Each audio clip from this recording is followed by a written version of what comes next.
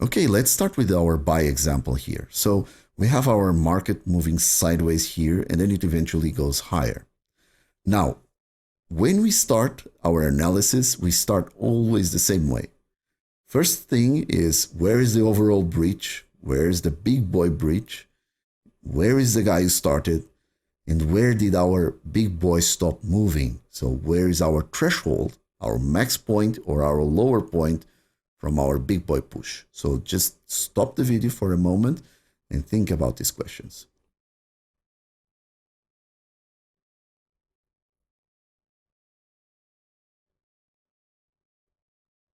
Okay, so let's start marking them. So our big boy breach is here at this spot. So he went higher here. He held for a long time here, and then it blasted up.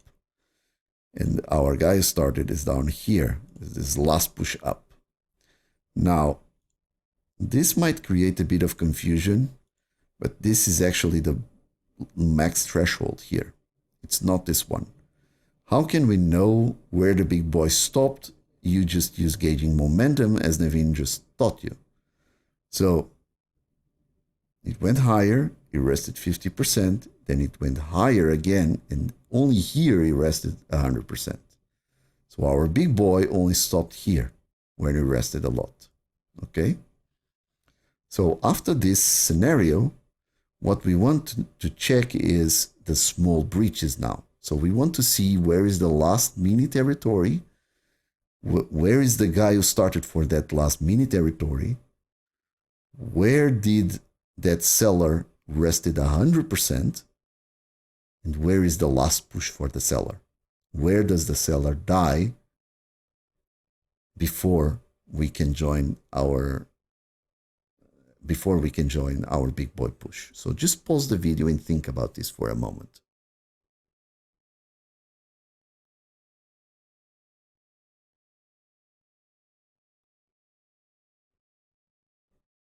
Okay, these examples here have some quite interesting areas. So we can see that the seller rested up until this point. So all of this area here is the low, or the last place where we tried to go higher. And when we check this, we see the seller pushing down, resting, pushing down again. It doesn't go lower, and then he rests 100%. So if this is the rest of 100%, this would be the last push. But this last push goes all the way down, and this buyer rests 100% as well. And he keeps doing it. Keeps bouncing at this area. Okay, you can see here. So this area is quite interesting because while we are trying to gauge the momentum here, this actually didn't create a low still up until this point. Only here we have our pullback coming in deeper and making lower lows. Okay, because up until this point, it went higher and then it kept going up and down in this area. It doesn't create a low. Only here it creates a low. Okay, and the guy who started is up there. So this is the last move down. Okay, so this is the last push down. It's the first and the last. And then it rests 100% up to there. And when it gets there, when it challenges that mini guy territory, it just holds there for quite some time. Okay, so when this buyer pushes, he holds, he pushes again, but it's fake because it comes back immediately. Okay, one up, 1, 2 down, it just immediately comes down. And now we have our seller pushing this is the last push of the seller. This is the 100% rest. The last push of the seller, quite aggressive. This first one goes all the way up, down there. But then it rests also a lot. It goes all the way to the mini territory guy. Okay?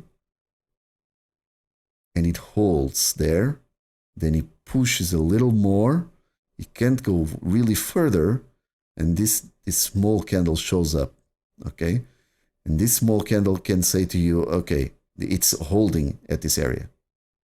This last push is failing, okay? At this point, you can eventually get into this trade, but this one is risky to enter. And you will see some other ones that are much more smoother to enter than this one. But this is the last push. It failed to go lower, and then it blasts north. Okay, so I hope you like this example. We will have a couple more ones, so that this kind of analysis is easy for you to see, and easy for you to see, especially in the live markets. Okay, cheers.